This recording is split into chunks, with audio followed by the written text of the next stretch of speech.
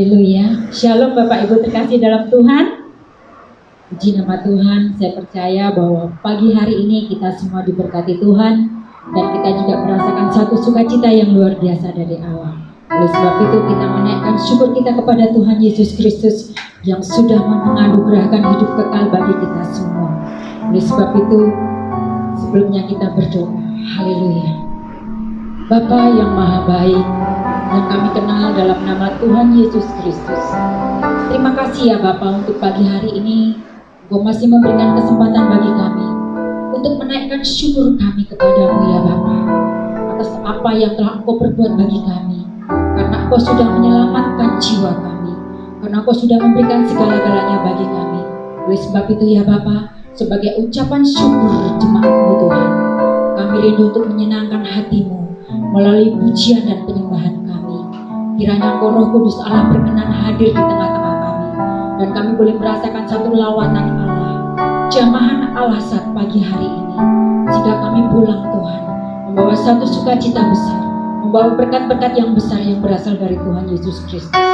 Terima kasih ya Bapa, kami serahkan ibadah ini dari awal sampai akhirnya ke dalam tangan-Mu, dalam nama Yesus. Haleluya, amin. Haleluya, puji nama Tuhan. Kita akan memasuki ruang kudus Allah. Oleh sebab itu kita persiapkan hati kita, berikan yang terbaik kepada Tuhan kita Yesus Kristus. Haleluya, masuk ruang maha kudus. Masuk ruang maha kudus dengan darah anak domba.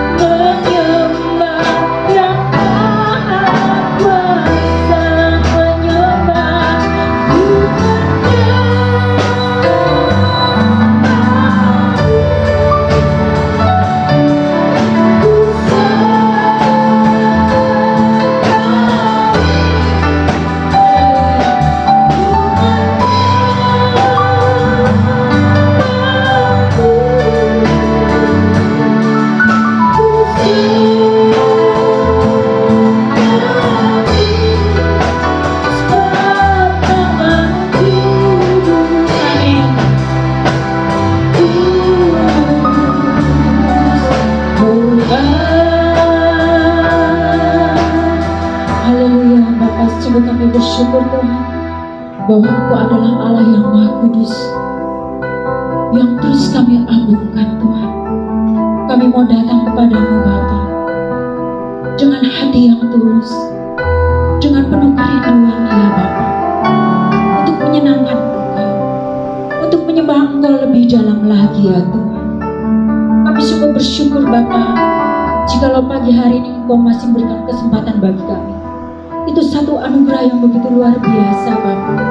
Oleh sebab itu Tuhan, kami mau pakai hari ini Bapa untuk lebih sungguh lagi menyenangkan hati-Mu. Kami mau masuk ruang Maha Kudus dengan ketulusan hati kami. Haleluya. Ku masuk ruang Maha Kudus.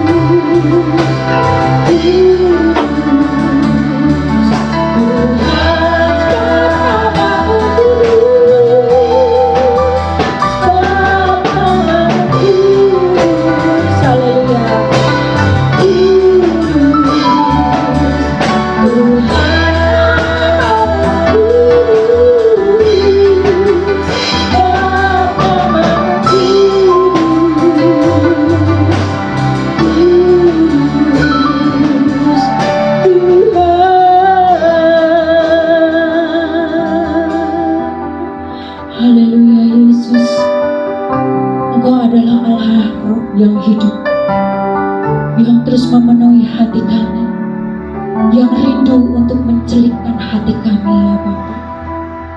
Pagi hari ini ya Bapa, kami rindu Roh Kudus-Mu itu membukakan setiap hati kami, dan kami juga rindu Tuhan untuk lebih dalam lagi mengenal Engkau melalui kebenaran firman-Mu. Terima kasih Yesus. Haleluya.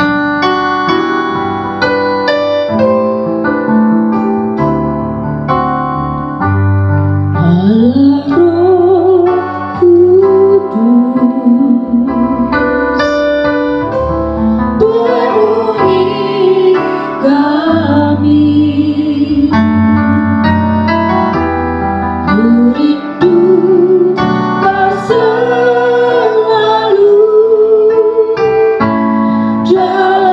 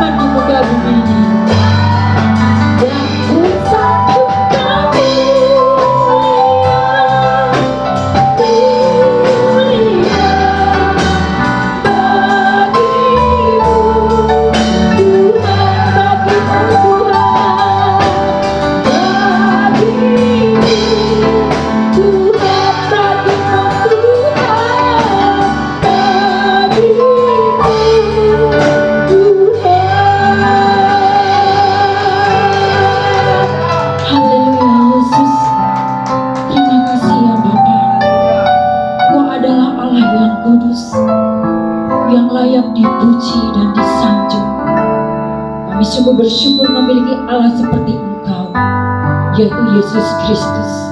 Dan saat pagi hari ini ya Bapa, kami rindu untuk mengenal Engkau lebih dalam lagi Bapa, lebih jauh lagi akan isi hatimu yang akan Kau nyatakan bagi jemaat-Mu pagi hari ini melalui kebenaran firman-Mu Tuhan. Kiranya Roh Kudus Allah yang mengurapi hamba-Mu yang akan menyampaikan kebenaran firman-Mu, juga jemaat-Mu saat pagi hari ini, bukakan hati kami semua ya Bapa, tanpa terkecuali, sehingga firman-Mu itu boleh tertanam di dalam hati kami, menjadi tuntunan dalam setiap langkah-langkah kami Bapa. Terima kasih Yesus, kami serahkan pemberitaan firman-Mu saat pagi hari ini dalam tangan-Mu, dalam nama Yesus. Haleluya, amin. Silakan duduk. Haleluya. Haleluya. Puji Tuhan. Salam sejahtera. Salam dalam kasih Tuhan kita Yesus Kristus. Selamat hari Minggu, selamat kita bertemu kembali dalam ibadah kita pada pagi hari ini. Saudara yang dikasihi Tuhan, pagi ini saya akan masuk kepada bagian terakhir dari pembahasan kita tentang bagaimana memelihara kekayaan sejati yang sudah kita mulai dari pembahasan ayat 10 dan kemudian kita menggali lebih dalam untuk melihat usaha apa yang perlu untuk kemudian kita bangun terus agar kekayaan sejati itu terkait dengan panggilan dan pilihan Allah dalam diri kita makin teguh dan membuat hidup kita tidak tersandung. Nah, pagi ini saya ingin ajak saudara untuk melihat surat 2 Petrus pasal yang pertama. Kita akan baca mulai ayat yang ke-7 sampai ayat yang ke-9.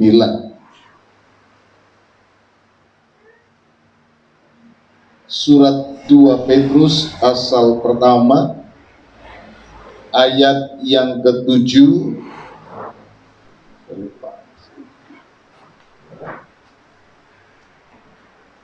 Surat 2 Petrus pasal pertama ayat yang ke-7 sampai ayat yang ke-9. Demikian pembacaan firman Tuhan.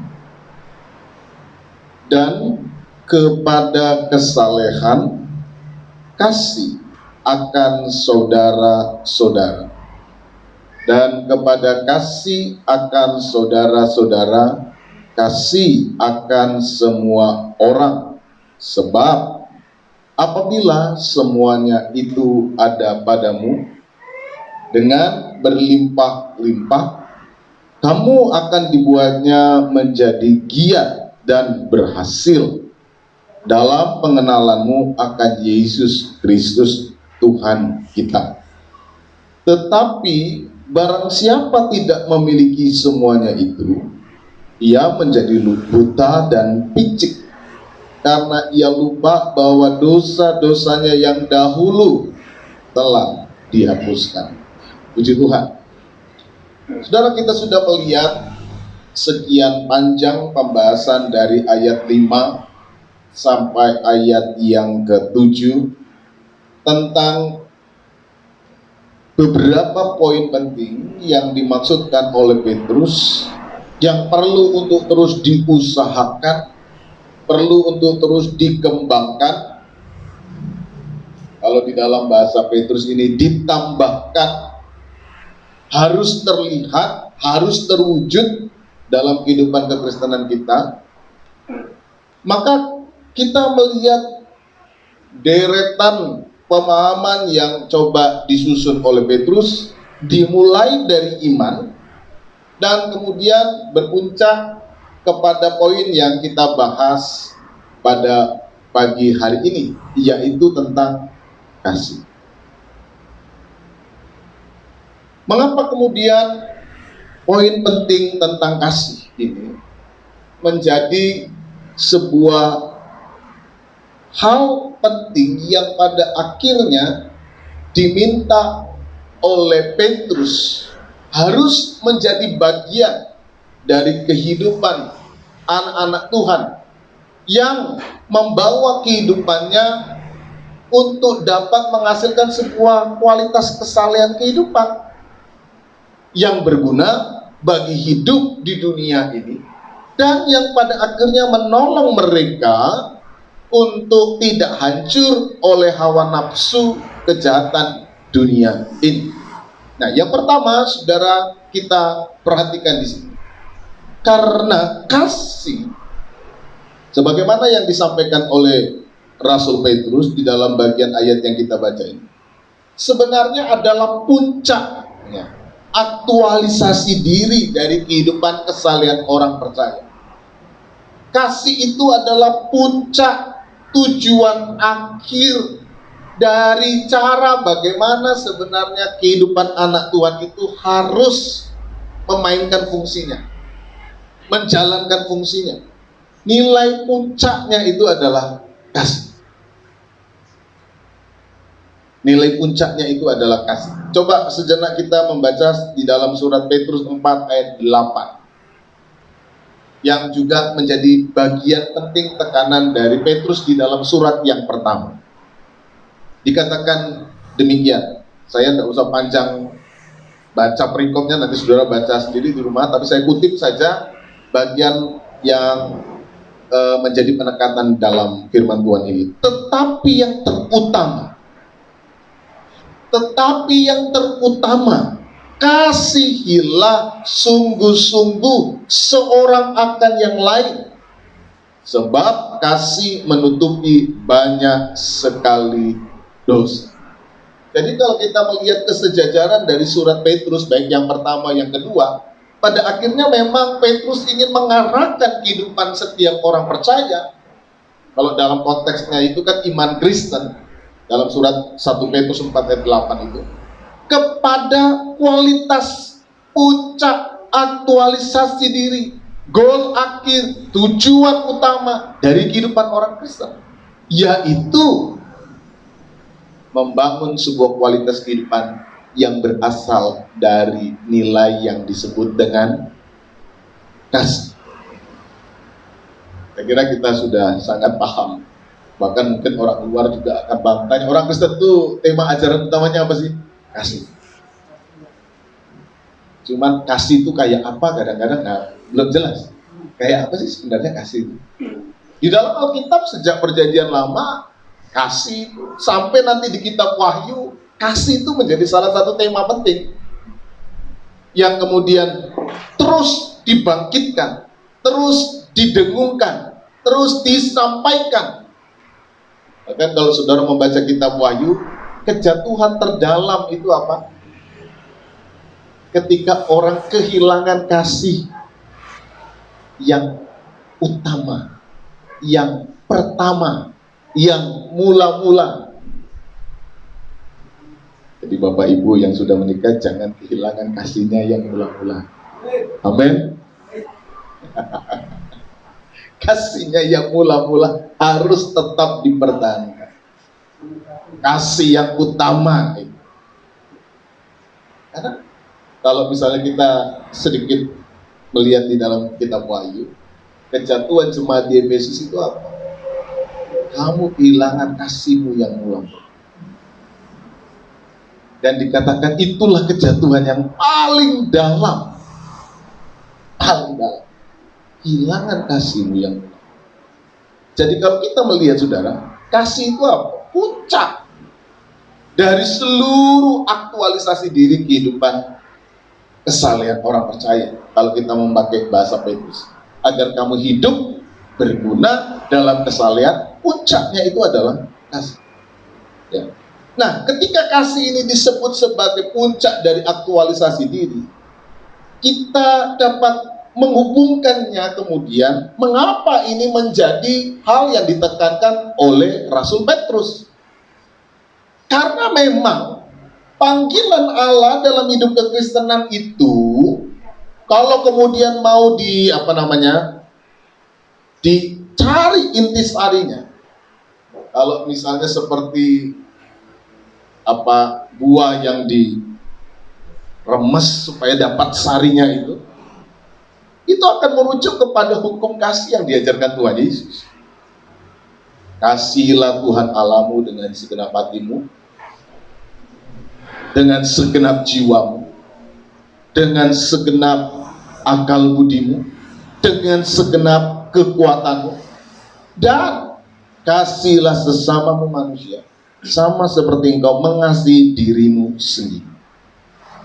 Kasih menjadi sebuah target utama panggilan kehidupan kekristenan.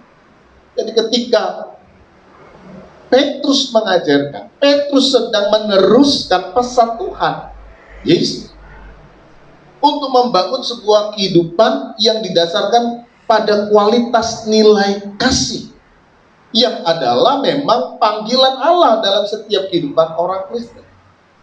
Hukum kasih itu, pada kedua hukum inilah bergantung seluruh hukum Taurat dan kitab para nabi. Gampangnya seluruh isi kitab suci itu mau diarahkan kepada dua hukum ini.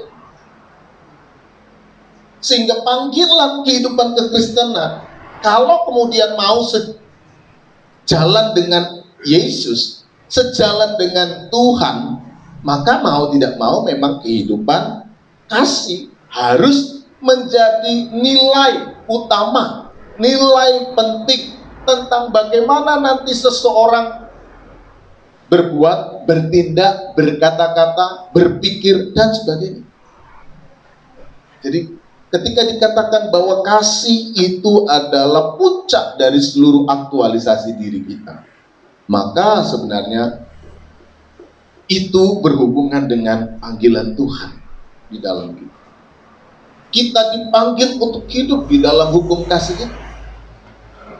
Karena di dalam kasih inilah nilai kehidupan tertinggi yang melaluinya, melalui kasih nanti, mengalir seluruh tindakan-tindakan berguna bagi kehidupan manusia kita. Makanya dimulai dari iman, kebajikan, kalau kita membahas dari ayat 5 sampai puncaknya nanti adalah kasih. Iman itu harus terwujud dalam sebuah tindakan nyata, yaitu kasih. Yang mana nanti di dalam ujungnya kasih itu, di situ sudah ada kebajikan, di situ sudah ada pengetahuan, di situ sudah ada penguasaan diri, di situ sudah ada kesalehan yang sudah kita bahas sejak awal. Tambahkan terus, tambahkan, dan puncaknya nanti adalah kasih. Jadi kasih ini adalah kehidupan yang memiliki nilai tertinggi dalam panggilan Tuhan bagi diri kita. Kehidupan-kehidupan, tampilan-tampilan, wujud-wujud tindakan yang berguna, itu hanya akan datang dari apa yang disebut dengan kasih itu. Jadi kalau tindakan itu datang dari kasih, maka dia akan menghasilkan tindakan-tindakan yang berguna.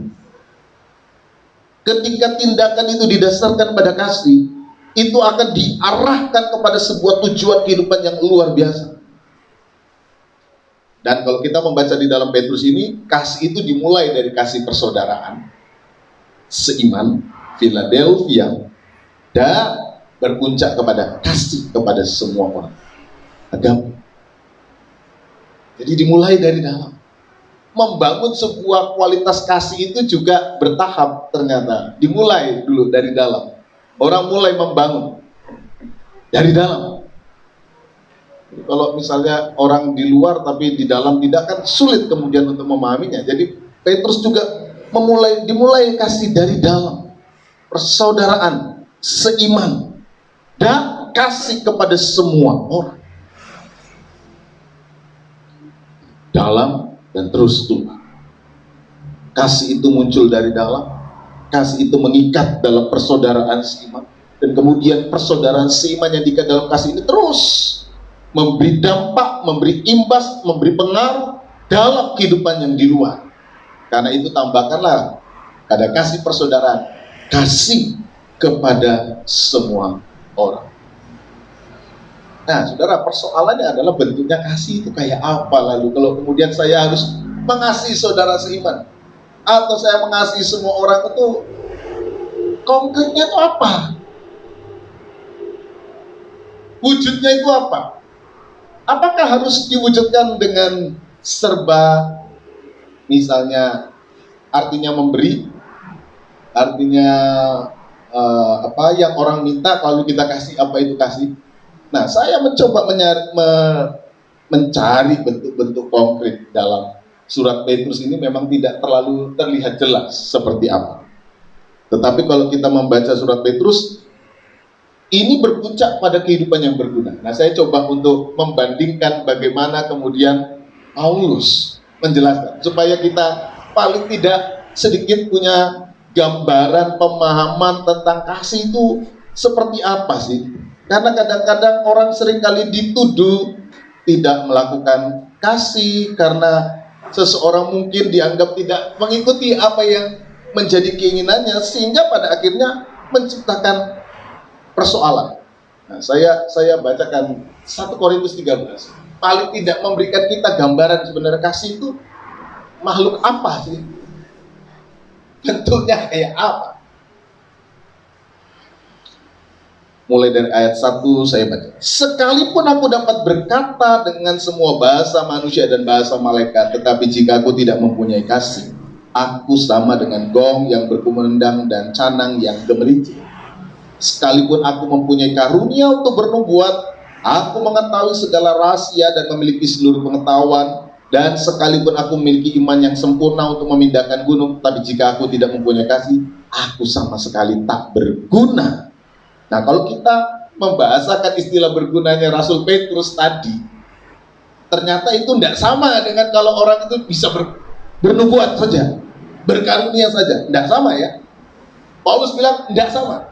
Dan sekalipun aku membagikan segala sesuatu yang ada padaku, bahkan menyerahkan tubuhku untuk dibakar, tetapi jika aku tidak punya kasih, sedikit pun tidak ada faedahnya bagi. Berarti nggak selalu tindakan nyoh-nyoh itu apa? Nggak selamanya saudara bakar tubuhku. Saudara mengasihi dia, belum tentu berarti. Ini menarik sekali ketika kita lihat bagaimana kasih itu nilainya kayak apa.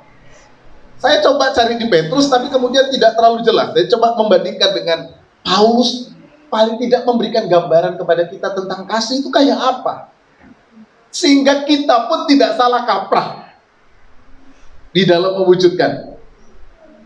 Nanti kalau kita, mama apa udah kasih aku, papa apa udah kasih, nggak punya kasih. Saudara bilang, oh iya ya, karena apa saudara? Oh, ibu tidak punya kasih, bapak tidak punya kasih, om tante tidak punya kasih, kenapa aku meminta tidak diberikan? Kasih itu tidak sama dengan membagi-bagikan, tidak sama, walaupun salah satu wujudnya bisa ini, bisa. Tapi bukan berarti lalu harus segala sesuatu. Apalagi kalau kemudian gara-gara itu kita mencelakakan, memberikan serba permisi kepada anak kita hanya karena kita memahami yang namanya kasih itu berarti sekalipun aku membagi-bagikan segala sesuatu yang ada padaku. Nah, kalau orang cuma mendefinisikan kasih seperti itu, tentu Paulus tidak bicara begini. Bahkan menyerahkan tubuhku untuk dibakar. Kalau saudara punya kekasih atau saudara punya orang yang sangat mencintai dan mengklaim, aku mengasihi, aku siap dibakar untukmu. Paulus bilang, sekalipun begitu. Tetapi jika aku tidak mempunyai kasih, sedikit pun tidak ada faedahnya bagi. Paulus membedakan tindakan membagikan, tindakan menyerahkan tubuh dibakar dengan kasih. Artinya membagikan itu bisa menjadi sesuatu yang bermanfaat kalau dilandaskan pada nilai kasih.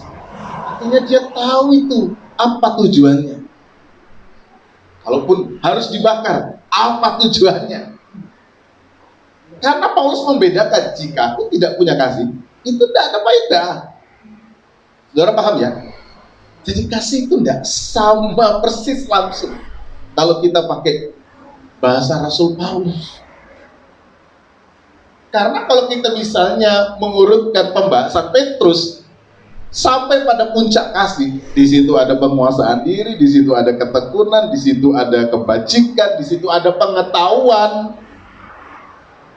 yang tidak boleh dilanggar untuk sampai pada puncak. Kalau begitu nilai kasih itu apa? Nah, di sini kita lihat kasih itu ternyata kalau misalnya kita mau mendefinisikan secara sederhana adalah nilai utama yang di situ sudah ada pengetahuan, situ sudah ada ketekunan, di situ sudah ada kesalehan, kebajikan yang bisa mendorong hidup kita ini memberi manfaat, berguna dalam hidup kesalehan. Jadi kalau kita melakukan kasih tapi kemudian tidak berguna, tidak menolong, tidak membantu, tapi kemudian justru menjerumuskan, nah ini tidak ada faedahnya. Menurut Rasul Paulus, kasih itu sabar, kasih itu murah hati, ia tidak cemburu, ia tidak memegahkan diri dan tidak sombong. Tidak sombong juga bagian dari kasih. Tidak memegahkan diri, ia tidak melakukan yang tidak sopan, tidak mencari keuntungan diri sendiri, ia tidak pemarah, tidak menyimpan kesalahan orang lain, ia tidak bersuka cita karena ketidakadilan, tetapi ia bersuka cita karena kebenaran. Ia menutupi segala sesuatu, percaya segala sesuatu, mengharapkan segala sesuatu, sabar menanggung segala sesuatu. Ini kasih. Sejalan dengan apa yang dikatakan Paulus dalam 1 Petrus 4:8, menutup banyak dosa. Nah, kalau saudara perhatikan kasih itu seperti ini, saudara akan melihat bahwa kasih itu cakupannya itu luas kan? Saudara tidak sombong, itu wujud kasih. Tidak berduka cita ketika orang jatuh terperosok. Apa? Tidak bersuka cita. Boleh jatuh, syukur. Kalau saudara begitu, saudara jalannya kasih. Tidak bersuka cita karena ketidakadilan. Ia bersuka cita kalau ada kebenaran. Ada sesuatu yang benar, saudara bersuka cita. Saudara punya kasih itu.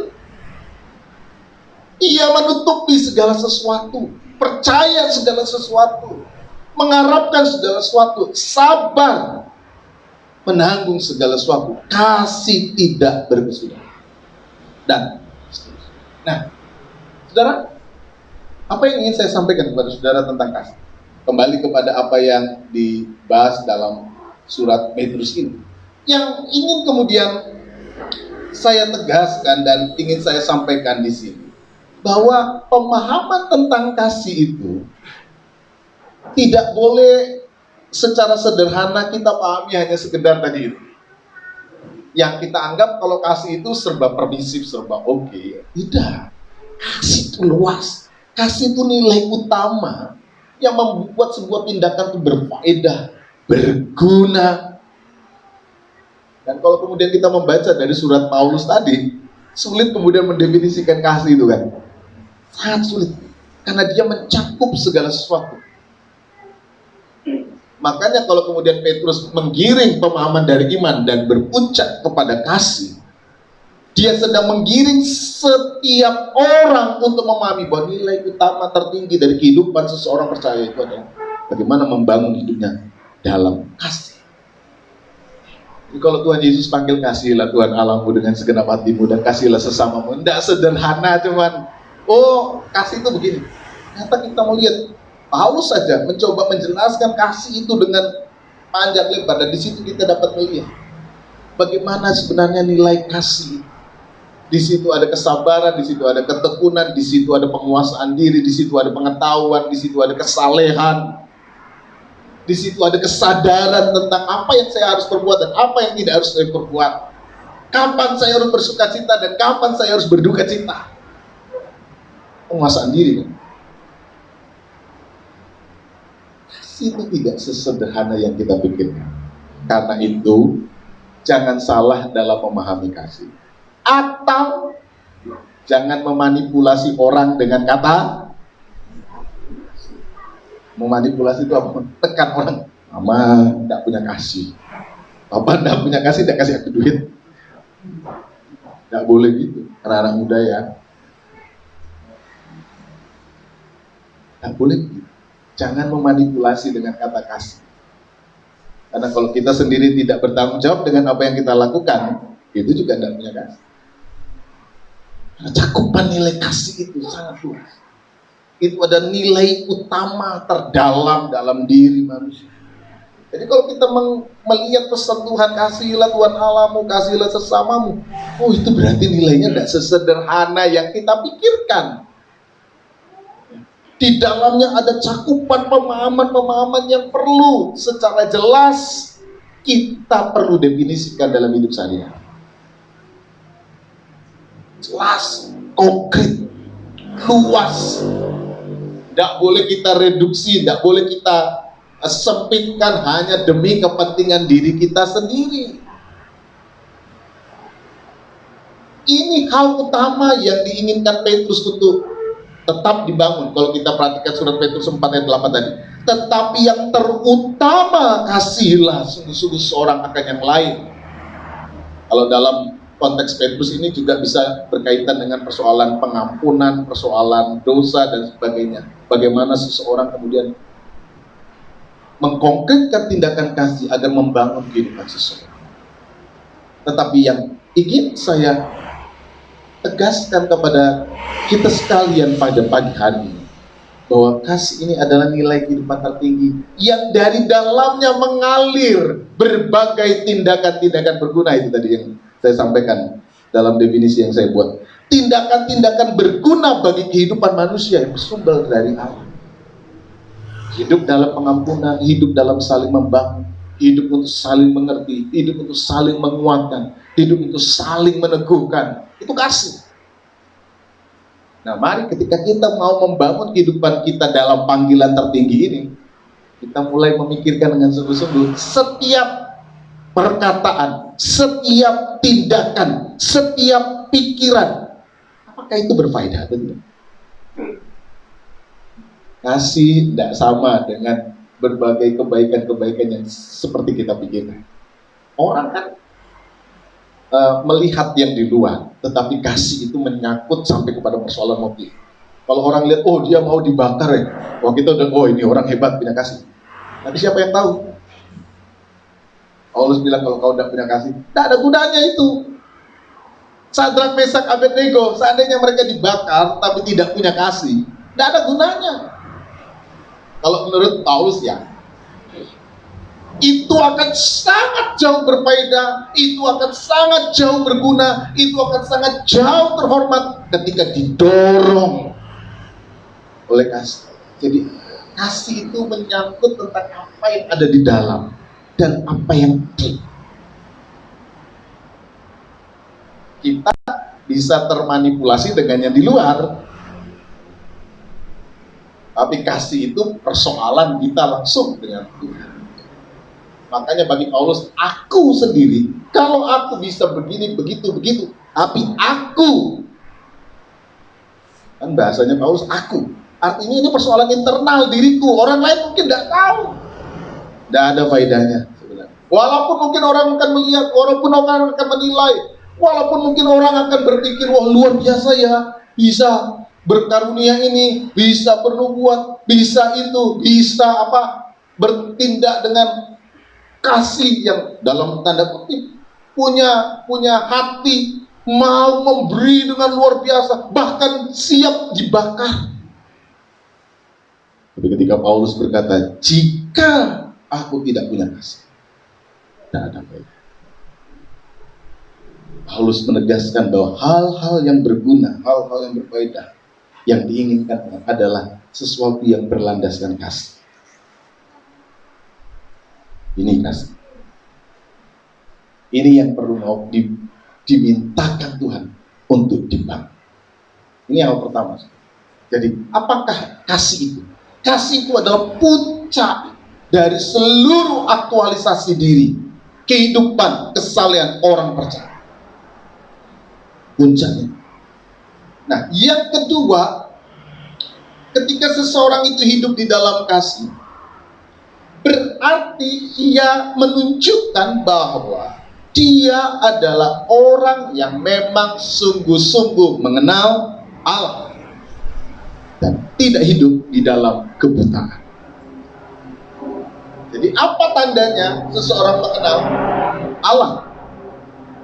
Ketika dia hidup di dalam kasih seperti yang tadi kita sudah perhatikan. Surat 2 Petrus 1, coba kita lihat dulu ayat yang ke-3 dan ke-4. Lalu nanti kita sambung ayat 8-9. Karena kuasa ilahnya telah menganugerahkan kepada kita segala sesuatu yang berguna untuk hidup yang saleh. Oleh apa? Oleh pengenalan kita akan Dia. Jadi kehidupan saleh dan berguna tadi itu akan muncul oleh pengenalan. Yang telah memanggil kita oleh kuasanya yang mulia dan ajaib. Dengan jalan itu Ia telah menganugerahkan kepada kita janji-janji yang berharga dan yang sangat besar, supaya olehnya kamu boleh mengambil bagian dalam kodrat ilahi dan luput dari hawa nafsu duniawi yang membinasakan dunia. Ayat 8. Sebab apabila semuanya itu ada padamu, dari iman sampai kasih itu, dengan berlimpah-limpah, kamu akan dibuatnya menjadi giat dan berhasil dalam pengenalanmu akan Yesus Kristus Tuhan kita. Jadi kalau apa yang kita buat, segala sesuatu yang disampaikan dari ayat 5 sampai ayat 7 itu berlimpah-limpah dalam kita, terus ada bekerja dalam seluruh wujud tindakan kehidupan kita, nampak, terlihat, kita disebut sebagai orang yang berhasil mengenal Yesus Kristus Tuhan. Artinya kita tahu tuh Tuhan kita kayak apa. Karena itu muncul dalam berbagai sikap, berbagai tindakan kehidupan kita. Sebaliknya, ketika itu tidak ada, ya kita tuh sebenarnya seperti orang yang buta. Buta. Kita berkata diri kita Kristen, tapi kita tidak lihat Tuhan. Kenapa kita disebut orang yang tidak melihat Tuhan? Tidak nampak, tidak terwujud tindakannya, tidak terlihat karya Allah dalam diri kita, tidak terlihat karakter-karakter kodrat ilahi kalau dalam bahasa Petrus di dalam diri kita, sebagaimana yang diinginkan oleh Petrus untuk terus ditambahkan, untuk terus ditambahkan. Tapi barang siapa tidak memiliki semuanya itu, ia menjadi buta dan picik, karena ia lupa bahwa dosa-dosanya yang dahulu telah dihapuskan. Orang yang tidak hidup akan memanifestasikan tindakan-tindakan seperti yang, atau di luar dari apa yang disampaikan Rasul Petrus dalam ayat 5 sampai ayat 7. Nah, kalau seperti itu ya memang kita tidak sedang hidup di dalam Tuhan. Kita tidak sedang hidup di dalam Tuhan. Jadi ketika kita hidup di dalam kasih yang dari dalamnya itu ada unsur kebajikan, iman dan sebagainya, maka kita disebut sebagai orang yang dimampukan untuk giat dan berhasil dalam pengenalan akan Yesus Kristus. Kalau secara sederhana artinya mengenal itu ya kita melakukan apa yang Tuhan kita lakukan, kan gitu. Berarti kita kenal Dia dan kita mencoba mengikutinya, mencoba untuk menurutinya, mencoba untuk meneladaninya. Orang tidak bisa meneladani kalau dia tidak kenal. Kalau dia tidak tahu apa yang mau dia teladani, oh dia tidak tahu kok. Pernah kenal? Pernah ketemu? Pernah. Gayanya gimana? Tidak tahu. Ya kamu tidak kenal, kamu tidak tahu. Tapi kalau misalnya, kok gayamu kayak dia ya? Ya hari-harinya aku sama dia, jadi aku terpengaruh mungkin, aku mungkin terimpartasi dan sebagainya. Itu tanda bahwa Anda mengenal. Itu tanda bahwa Anda mengerti, Anda tahu, karena Anda mencoba mengikuti jejaknya. Kalau kita mengidolakan seseorang, maka paling tidak idola itu menjadi cara kita mendefinisikan diri kita. Aku pengen seperti dia, gayanya, rambutnya, ngomongnya, bajunya, kayak dia. Karena kita mengidolakan dia. Kita melihat bahwa inilah hal yang baik ini. Inilah hal yang bagus itu. Yang kita anggap baik, yang kita anggap bagus, yang kita anggap keren, atau yang kita anggap apalah. Sehingga kemudian saya ingin mengikutinya. Dia menjadi teladan saya, dia menjadi pola saya, dia menjadi gaya yang saya hidupi. Kalau saudara kemudian mengikuti pola, model, style dari orang yang saudara idolai, saudara berarti mengenal dia. Ya kan? Saudara tahu tuh, ya. Kalau saudara misalnya mengidolakan artis ini, ya saudara akan mengikutinya. Oh, gimana model rambutnya? Ke belakang, ke samping, ke kiri, ke depan, jebrak, ke atas, ke mana? Saudara ikuti. Atau cara berpakaiannya seperti apa? Oh, saya ikuti. Karena saya mengidolakan dia. Buat saya yang sip, yang bagus itu kayak dia. Saudara mengenal. Sama dengan apa yang dikatakan Petrus. Kalau kamu berlimpah-limpah dalam semuanya itu, kamu akan dibuatnya menjadi giat dan berhasil dalam pengenalanmu akan Yesus Kristus Tuhan kita.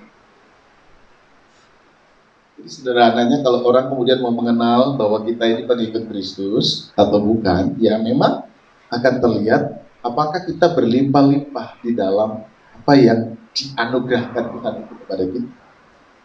Tetapi barang siapa tidak memiliki semuanya itu, ia menjadi buta, yang picik. Ia lupa bahwa dosa-dosanya yang dahulu telah dihapus. Dia tidak memiliki, misalnya, semangat untuk mengampuni orang lain, misalnya. Karena ia lupa bahwa ia sebenarnya juga sudah diampuni. Kira-kira seperti itu. Kamu jadi buta. Kamu tidak memahami apa yang sebenarnya sedang kamu terima dan apa yang sedang kamu jalani. Mengapa kemudian kamu menjalani dengan cara yang berbeda? Sementara Tuhanmu tidak mengajarkan hal seperti itu. Nah, ini yang namanya tidak mengenal. Kita ini buta atau kita ini picik. Kalau picik itu apa? Dia menikmati tapi dia tidak mau memberikannya kepada orang lain. Mungkin itu bisa istilah seperti itu. Kamu menerima pengampunan tapi kamu tidak mau mengampuni. Seperti perumpamaan dari orang yang sudah diampuni utangnya. Lalu kemudian ada orang yang utangnya cuma sedikit, dia tidak mau mengampuni. Kamu buta dan picik. Hidup di dalam kasih berarti kita menunjukkan bahwa kita ini sungguh-sungguh mengenal. Kalau kita mau hidup kita ini dibuat giat dan berhasil dalam pengenalan akan Tuhan, terus tambah-tambahkan secara berlimpah apa yang baik. Kita akan dibuat mampu untuk mengenal Tuhan. Bahkan nanti saudara kembali kepada ayat 10 yang sudah kita bahas sejak pertama.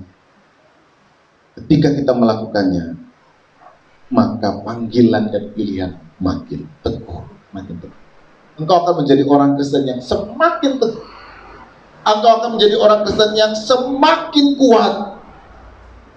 Sebab jikalau kamu melakukannya, kamu tidak akan pernah tersandung.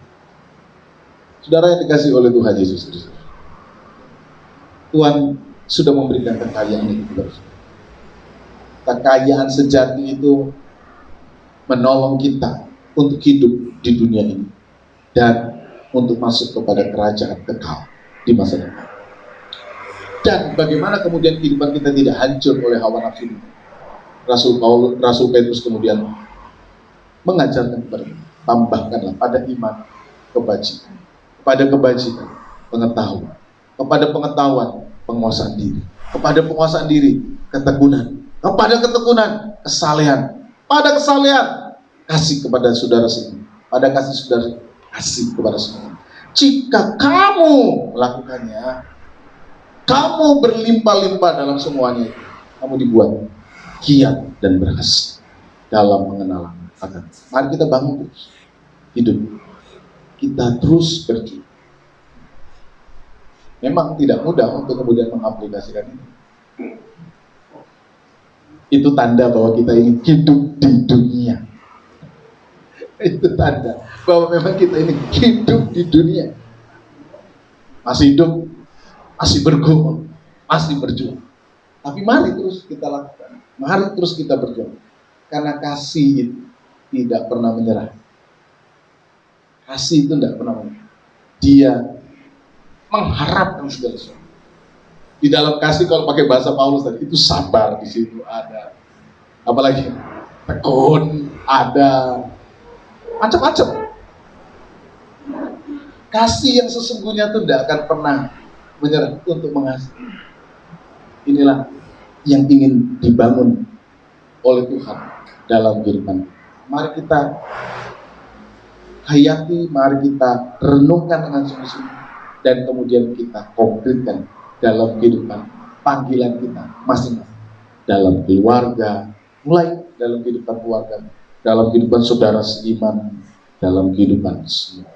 Pada akhirnya kita dipanggil untuk menjadi berkat dan membangun sebuah kualitas kehidupan.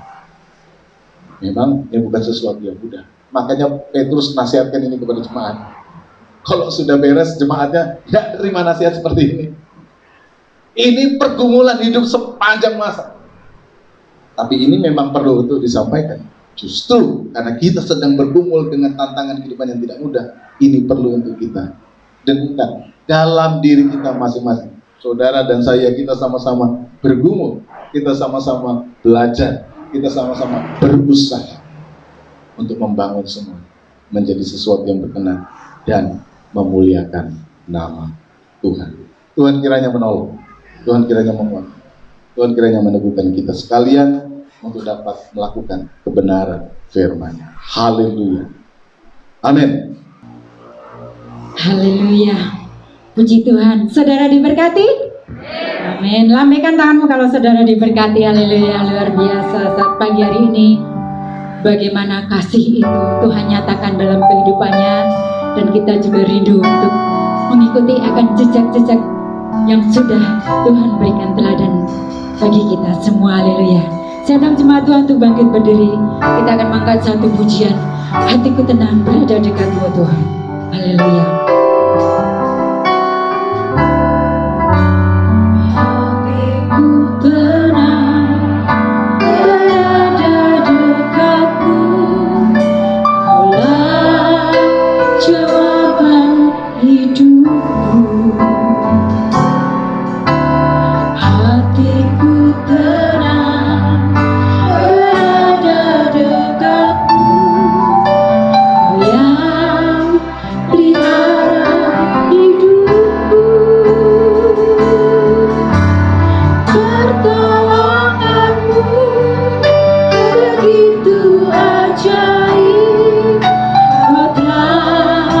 Mengikat hatiku.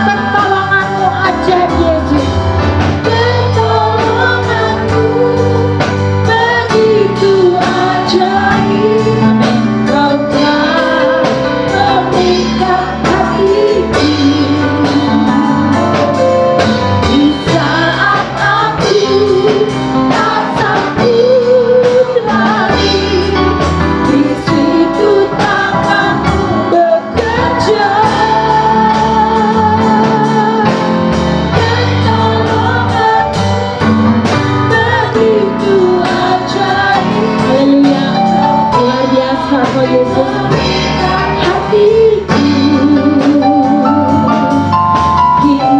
mataku tertuju padamu, ku rasakan kasih. Kini mataku tertuju padamu Yesus, haleluya. Kini mataku tertuju padamu, ku rasakan kasih-Mu Tuhan. Ku rasakan kasih-Mu Tuhan. Haleluya Yesus. Sungguh kami merasakan kasih-Mu yang begitu luar biasa, Bapa. Ketika kami tidak mampu untuk melakukan kasih yang dari Allah, tangan-Mu yang penuh kuasa menolong kami Tuhan untuk Tuhan Yesus memampukan kami melakukan kasih itu, Bapa. Sehingga apa yang sudah Engkau teladani, Engkau berikan teladan bagi kami mampu melakukannya. Tolong ya Yesus, karena kami percaya ada keajaiban demi keajaiban yang terus akan Kau nyatakan dalam kehidupan kami. Setiap kami rindu untuk melakukan kebenaran untuk banyak orang. Terima kasih Yesus. Bapa, kami sudah mendengarkan sabda kebenaran-Mu. Kami percaya bahwa firman-Mu tidak akan sia-sia bila itu boleh tertanam di dalam kehidupan kami. Mampukan kami Bapa untuk melakukan akan setiap perintah-Mu. Dan kami percaya pertolongan tangan Tuhan yang ajaib akan menyatakan dan memampukan kami. Terima kasih Bapa, Engkau juga memberkati hamba-Mu yang sudah menyampaikan kebenaran firman-Mu.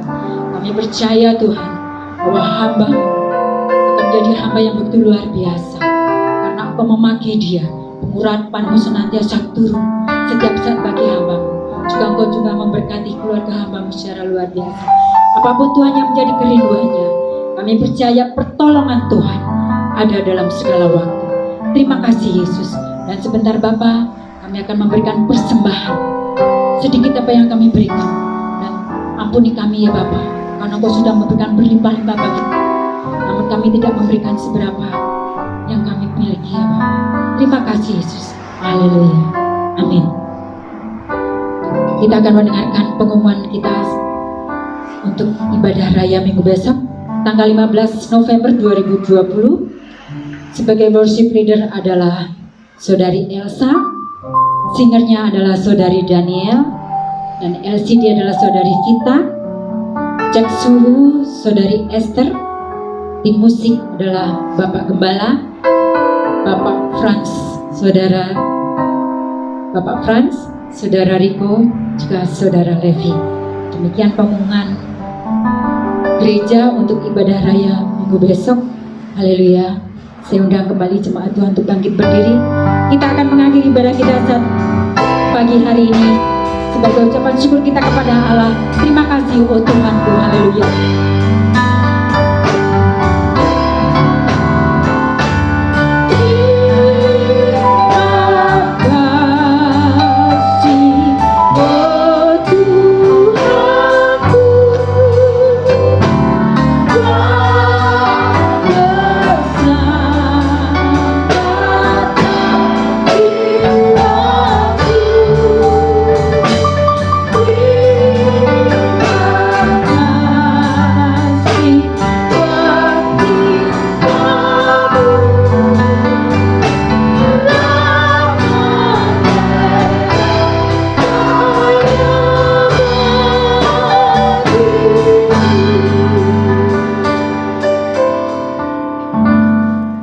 Mari kita bersatu dalam doa.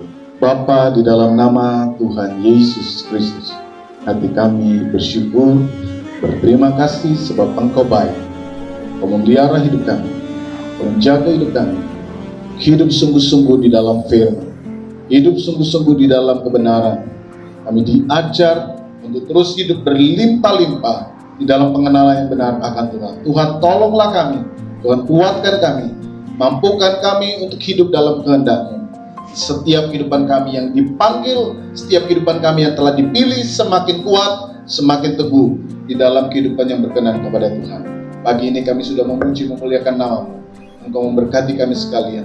Engkau memberkati setiap anak-anak-Mu yang sudah datang beribadah, memuji, memuliakan, membesarkan nama Tuhan, yang menaikkan doa, penyembahan kepada Tuhan. Biarlah mereka pulang dengan membawa berkat dari Tuhan. Mereka pulang dengan bawa sukacita dari Tuhan. Mereka dihiburkan, mereka dikuatkan, mereka mendapatkan jalan keluar atas setiap pergumulan-pergumulan dan persoalan yang mereka hadapi. Kami juga berdoa bagi saudara-saudara kami yang lain yang tidak dapat beribadah bersama-sama dengan kami. Engkau pelihara, Engkau jaga, Engkau lindungi dimanapun mereka berada. Jika mereka sakit, sembuhkan dalam nama Yesus. Jika mereka lemah, Kau kuatkan mereka kembali, sehingga mereka melihat kasih setia Allah yang tak berkesudahan turun mengalir atas kehidupan kami semua.